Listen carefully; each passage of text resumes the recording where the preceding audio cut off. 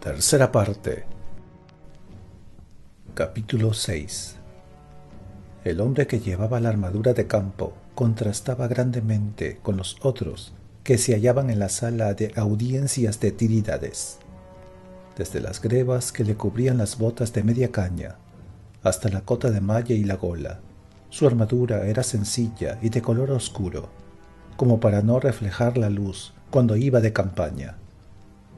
Hasta el penacho de crin de caballo que le adornaba el yelmo era más bien rojizo y no de color escarlata.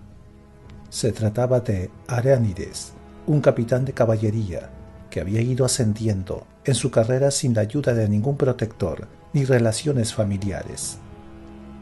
En aquellos momentos, el capitán de aguileño rostro se preguntaba si esa carrera había merecido la pena. De los otros 4 que se hallaban en la estancia artesonada en marfil, solo 2 eran dignos de mención. Tirídates, rey de Zamora, se repanchigaba en el trono menor, cuyos brazos de oro representaban 2 leopardos en plena caza a punto de saltar, cuyo respaldo se asemejaba a un pavo real que lucía esmeraldas, rubíes, zafiros y perlas a guisa de plumas, como si de un taburete de taberna se hubiera tratado, y levantaba con mano perezosa una copa dorada. Su túnica cuajada de amatistas aparecía ajada y rota, y apenas si se sabía a dónde miraba. La mano que le quedaba libre acariciaba con indolencia a una esbelta muchacha rubia que estaba de hinojos cabe el trono, sin más vestido que el perfume y una ancha gargantilla de perlas en su cuello de cisne. Al otro lado del trono, otra muchacha igualmente rubia y ataviada de la misma manera estaba mohína a causa de su falta de atención.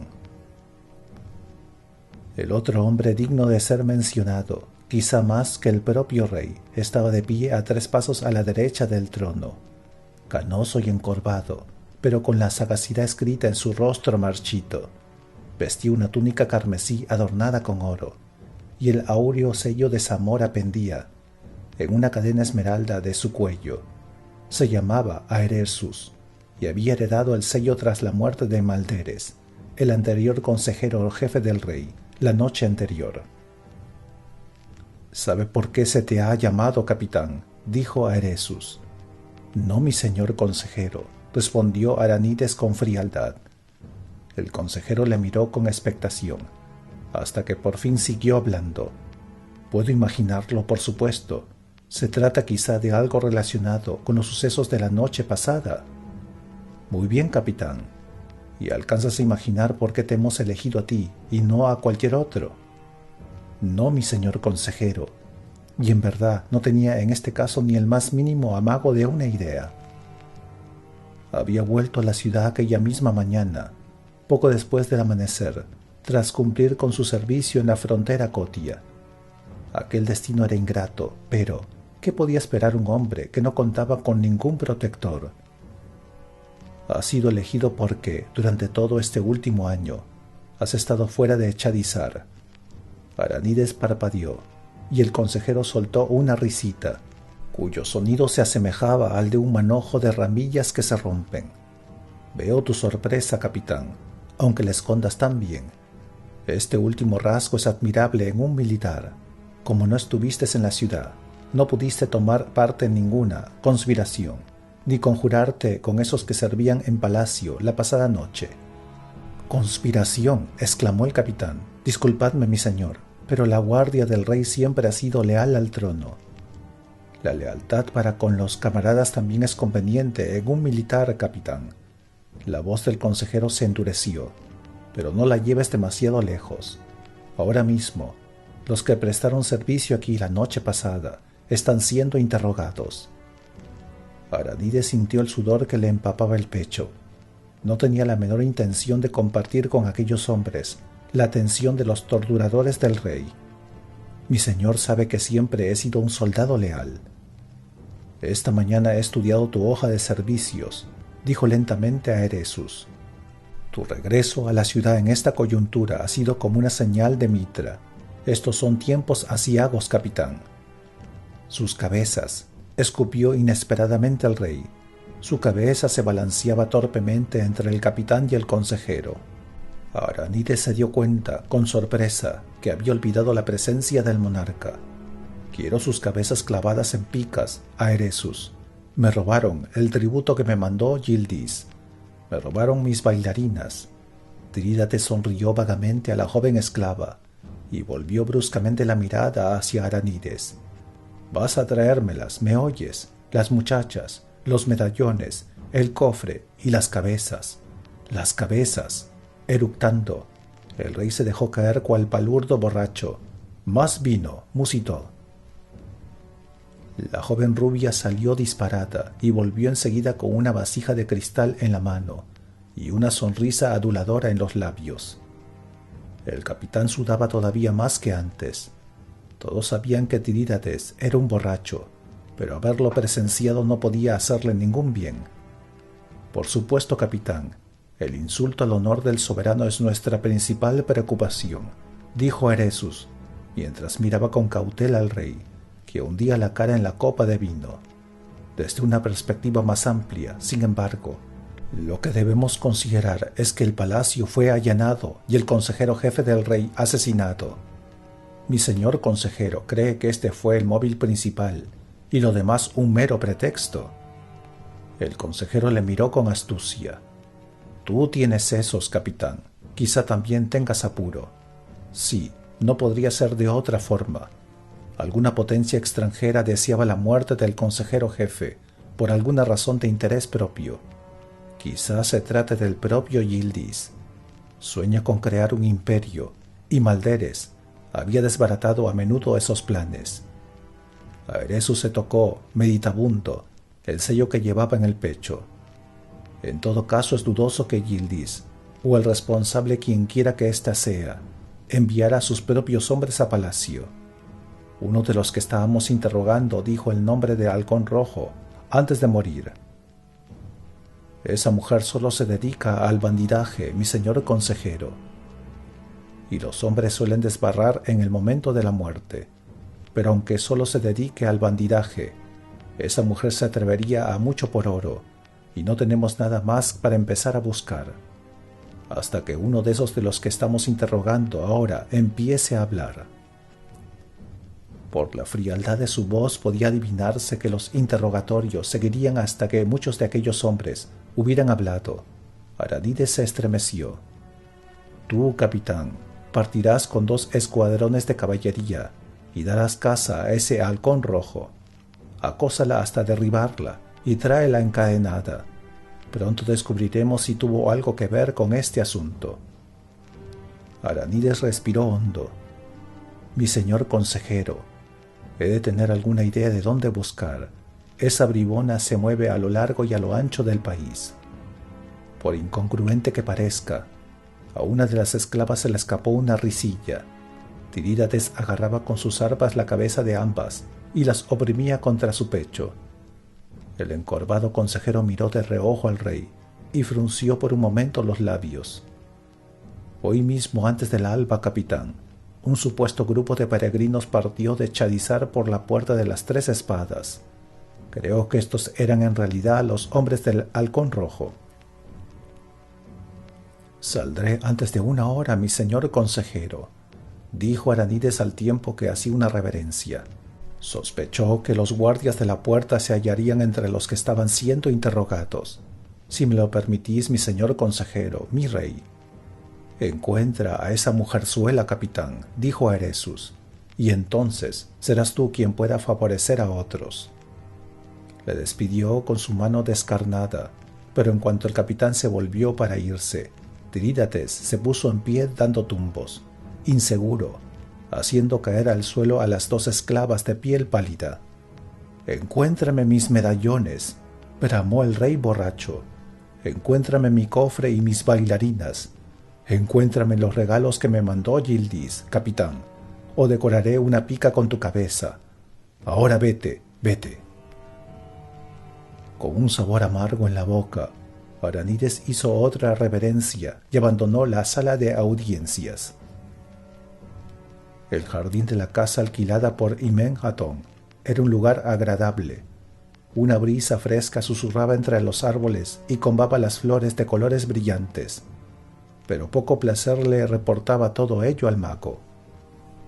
Él había pensado ya que el cimerio le entregaría los medallones antes de que se cumpliera el plazo de 5 días que habían fijado, pues algo sabía el nigromante de los ladrones y de cómo trabajaba la mente de estos, pero jamás habría supuesto que el cimerio volvería a caer en su natural barbarie y haría del palacio un osario. El consejero jefe del rey, en el nombre de Seth. Poco le preocupaba cuántos amorios murieran, pero es que aquel necio había puesto a toda la ciudad en guardia con sus asesinatos. Ahora Imen-Atón se encontraba con que el ladrón podía ser capturado antes que pudiera depositarle el trofeo en sus manos descarnadas. El mago se sobresaltó al ver a su musculoso siervo Chemita entrando en el jardín, y tanto disgusto se reflejaba en la enjuta faz de éste que su dueño se amedrentó. «He cumplido vuestra orden, amo, al pie de la letra. ¿Y dónde está el cimerio?» Capítulo 7. El taumaturgo hablaba con voz engañosamente gentil. Si ese cretino hubiera fracasado también. «Se ha ido, amo. No le han visto en la taberna desde esta mañana, muy temprano. Se ha ido». El fornido Chemita medio levantó las manos, como para protegerse de las iras del otro. «Así se me dijo, amo». Le dejó a una moza de la taberna el mensaje de que pasaría algún tiempo fuera, de que cabalgaba al noreste. Imhem-Adón frunció todavía más el ceño. ¿Al noreste? Pero si allí no había la ruta de caravanas desde Kenstone a Sulnanapur, ¿era posible que el bárbaro pretendiera vender los medallones en el mismo país del que había venido? Obviamente, había decidido actuar por su cuenta.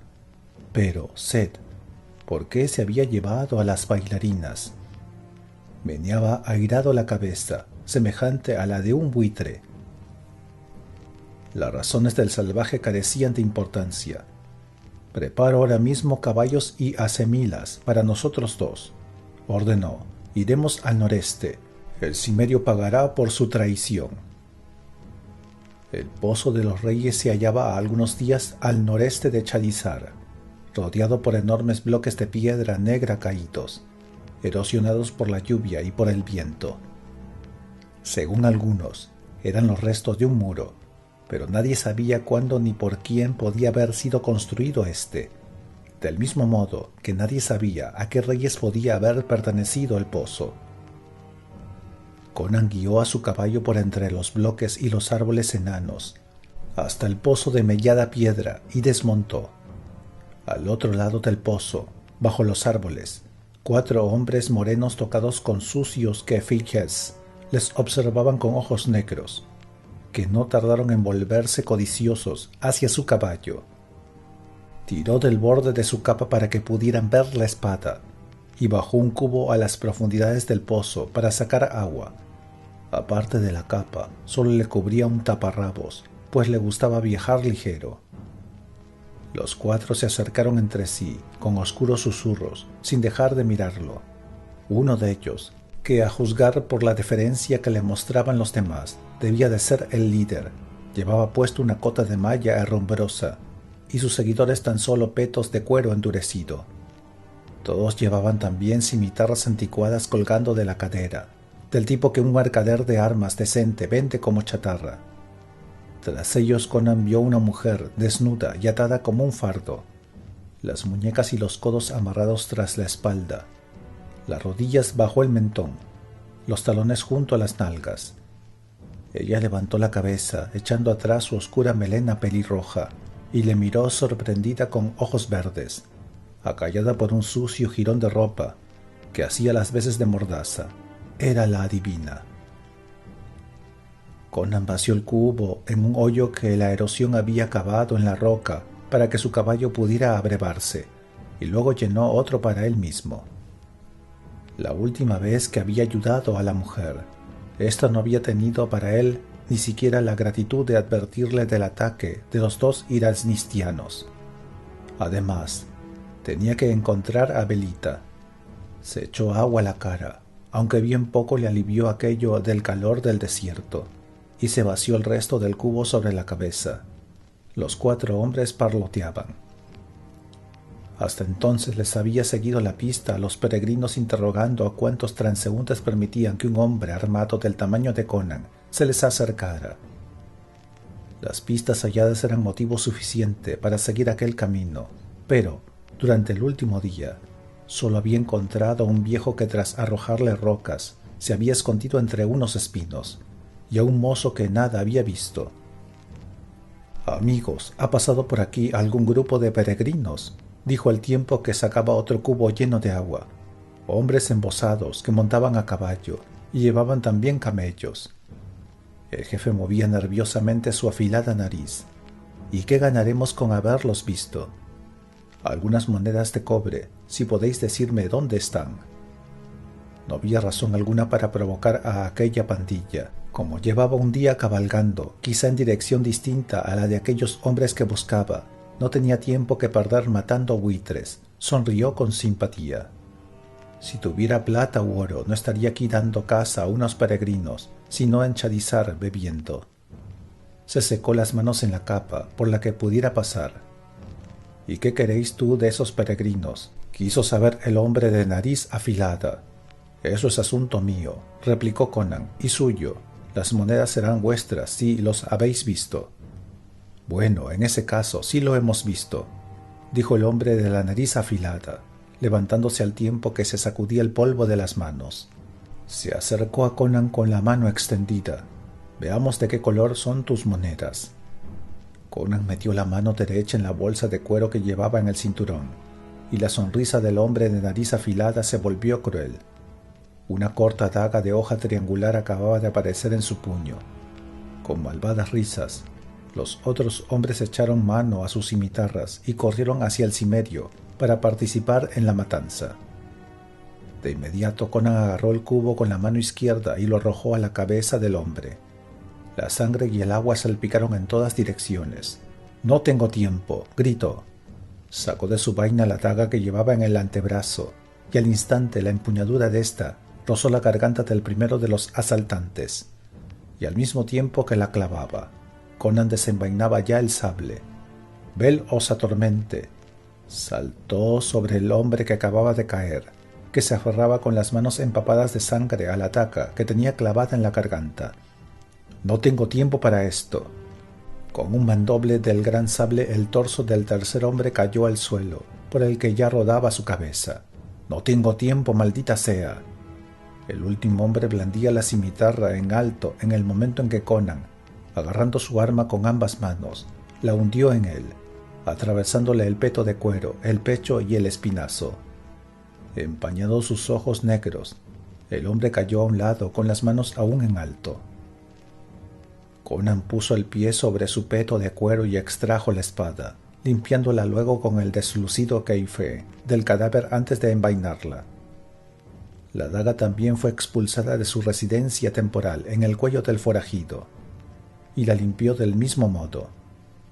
La mujer le miraba con los ojos muy abiertos, apartándose hasta donde se lo permitieron sus ataduras cuando el cimerio se acercó, pero éste se limitó a cortarle las cuerdas e irse, envainando la daga. «Si no tienes ningún caballo», le dijo él, «quédate con uno de los que tenían estas alimañas. Los demás son míos. Puedes quedarte las armas, si quieres. Si las vendes, algo habrás sacado del mal trago». Pero no mucho, pensó. Con todo, no le debía nada a la mujer, y los caballos, aunque probablemente no eran buenos, le resultarían útiles si tenía que seguir hasta muy lejos a aquellos malditos peregrinos. Frotándose las muñecas, la mujer pelirroja se acercó a los cadáveres, sin sentir vergüenza alguna por su desnudez. Era para la vista un deleite de bellos senos y piel marfileña, todo curvas y largas piernas y redondeces. Había cierta elasticidad en sus andares que obligaba al cimerio a preguntarse si se trataría de una bailarina. Recogió del suelo una de las cimitarras y miró con desdén su hoja herrumbrosa, y puso súbitamente un pie desnudo, con firmeza, sobre las costillas de uno de los cadáveres. «Cerdo», espetó. Conan empezó a reunir los caballos. Eran 5, uno de ellos visiblemente mejor que los demás, mientras ella pateaba e injuriaba a los cadáveres. De pronto la mujer se volvió, plantándose ante él, con el puño en la bien torneada cadera y la cimitarra colgando de la mano. Con el cabello desordenado en rojiza melena, tenía el aire de una leona que hubiera adoptado forma humana. «Me atraparon por sorpresa», afirmó. «Por supuesto», dijo Conan, «te quedarás con el negro. Es el mejor del lote». El cimerio ató entre sí las riendas de los otros 4 vellosos animales de las llanuras, a los que su rucio Turanio sacaba 2 palmos, y la sujetó a su propia silla de montar.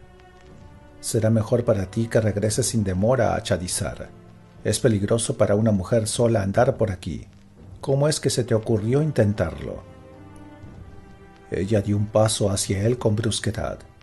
«Te he dicho que me atraparon por sorpresa. Si no, habría sido mi espada la que les matara.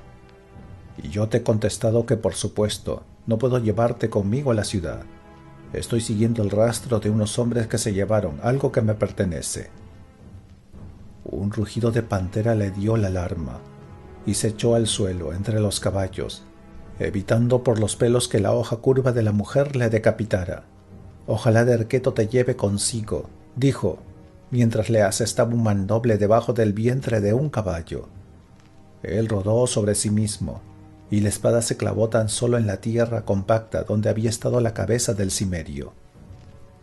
Arrastrándose sobre su espalda, trató a la vez de evitar el acero y las pezuñas de los caballos, que ahora se movían nerviosos, pues la mujer andaba con rapidez entre ellos tratando de acuchillarle. La agitación de los animales le obligó a mirarla desde debajo de una panza velluda. La mujer alzaba de nuevo su cimitarra para asestarle un nuevo mandoble. Desesperado, dándose impulso con las piernas, se arrojó hacia ella para tratar de agarrarla por las rodillas. Ambos cayeron cual revoltijo informe por el duro suelo, y él se encontró con una gata salvaje entre los brazos, que la arañaba y le pateaba, y trataba de liberar el brazo con el que sostenía el arma. Sus curvas suaves acolchaban el firme músculo, y no resultaba una presa fácil de asir. «Es que te has vuelto loca, mujer», gritó él. Como única respuesta, ella le hundió los dientes en el hombro. «Por Kron». Él la arrojó lejos de sí. La mujer cayó rodando por el suelo y volvió a ponerse en pie de un salto. Pero Conan vio con estupefacción que aún sujetaba la herrumbrosa espada con la mano. «No necesito que ningún hombre me proteja», espetó. «No soy una mimada concubina».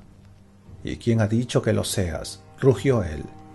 Y tuvo que volver a desenvainar la espada, pues la mujer arremetía contra él con un rugido de pura rabia. Ardían sus ojos verdes, y la cólera le desfiguraba el rostro.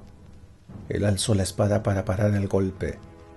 La herrumbrosa cimitarra se partió por la mitad con seco chasquido.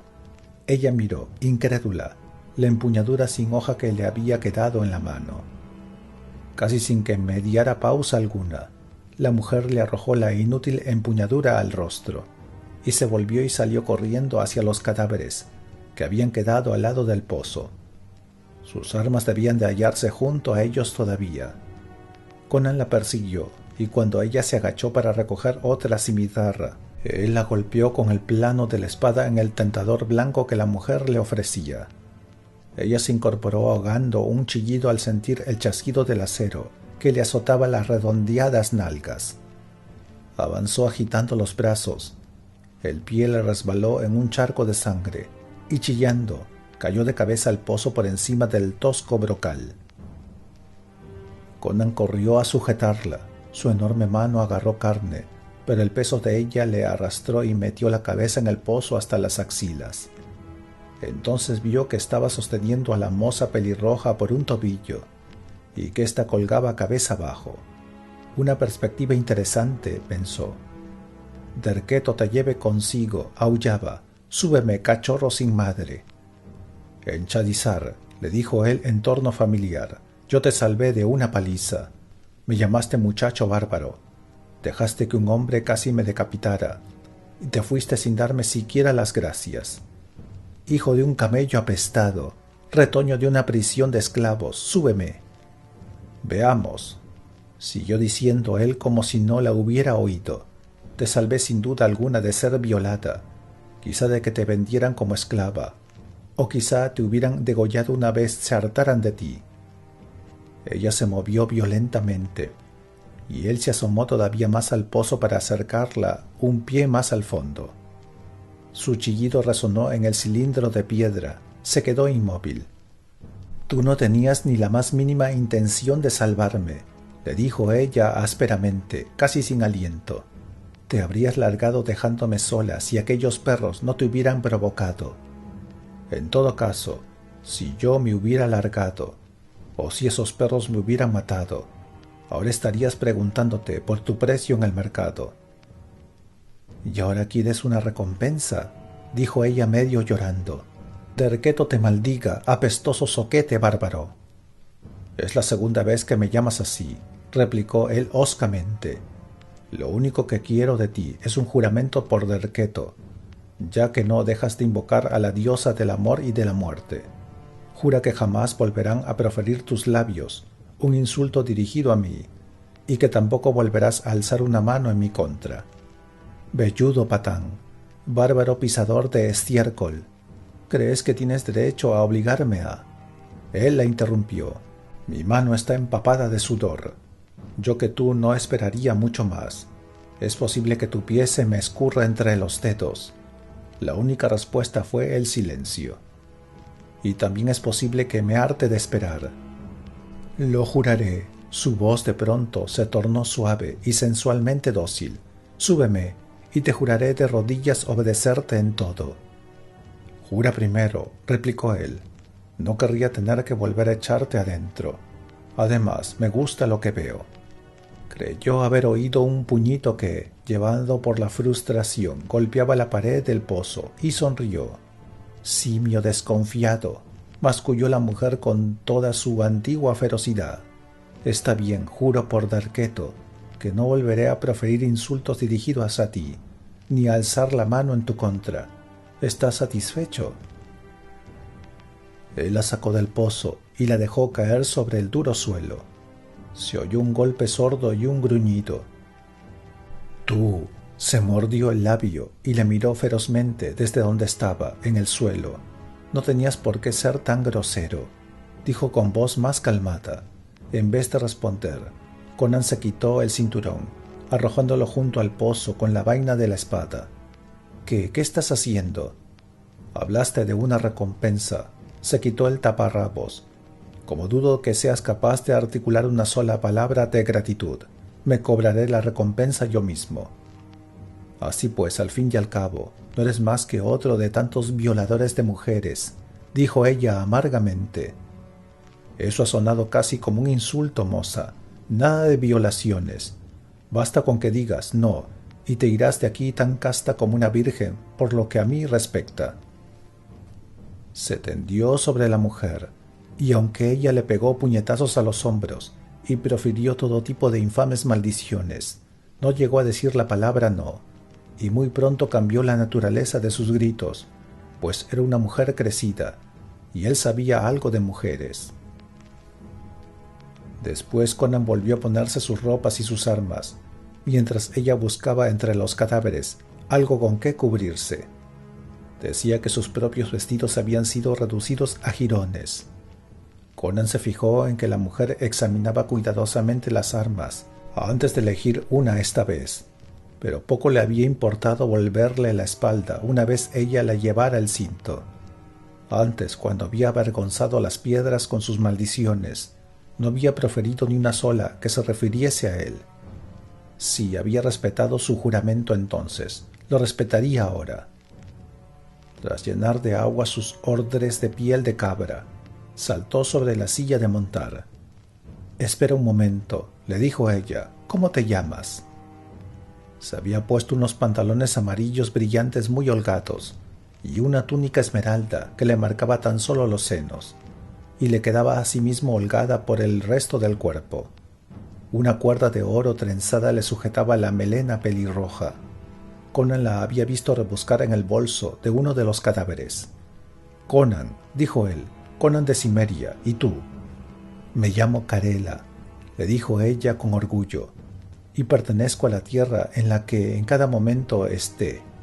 Dime, esos peregrinos que buscas llevan algo de gran valor. Tú no me pareces un hombre religioso, Conan de Cimmeria. Si él le hablaba de los medallones, ella querría sin duda acompañarle. Tras verla manejar la espada, Conan sabía con certeza que era una luchadora capaz, pero aún así no la quería a su lado. En cuanto se oliera lo de las 10.000 monedas de oro, el cimerio tendría que empezar a dormir con ambos ojos abiertos, con o sin juramento. Eso también lo sabía con certeza. Algo que solo tiene valor para un hombre de Charizard, dijo despreocupadamente. Una bailarina que ha huido con esos peregrinos, o quizá la robaran, sea como sea. El hombre anda loco por ella, y pagará 5 monedas de oro a quien se la traiga. No es mucho para un viaje a través de estas tierras. Rondan por aquí bandidos mucho más peligrosos que esos perros. Ella señaló con la cabeza a los cadáveres, que ahora estaban lejos del agua, en el lugar al que Conan los había arrastrado. Sigo la pista de unos peregrinos, no de bandidos, replicó él, riendo. Ofrecerán poca resistencia. Adiós, Carela. Se volvió para marcharse al galope, pero ella dijo algo que le hizo tirar de las riendas. ¿Y no quieres saber dónde están esos peregrinos que buscas? Conan la miró, y ella le devolvió la mirada, abriendo de par en par con aire inocente sus ojos verdes. Si sabes dónde están, ¿por qué no me lo has dicho antes? En todo caso, ¿por qué me lo dices ahora? No creo que vayas a ayudarme voluntariamente. Esos chacales me engañaron. Su rostro se contrajo, pero al instante recobró la expresión inocente. Estaba rabiosa, Conan. Quería que alguien lo pagara. Después de todo, me has salvado la vida. Conan asintió con la cabeza lentamente. Lo que ella decía no era muy creíble, y cabía muy bien la posibilidad de que le mandara por una pista falsa, pero no tenía otra opción que seguirla, o elegir un camino al azar.